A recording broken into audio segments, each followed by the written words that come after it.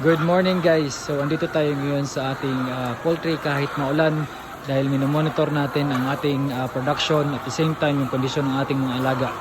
So during rainy season guys ay umi-increase yung demand ng itlog based on our experience. One reason ay tumataas yung presyo ng isda at the same time ay tumataas din ang presyo ng mga karne.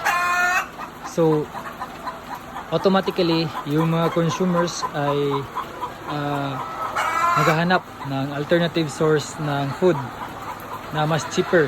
So isa sa mga nakikita nilang mas murang pagkain aside sa isda at mga karne ay ang itlog.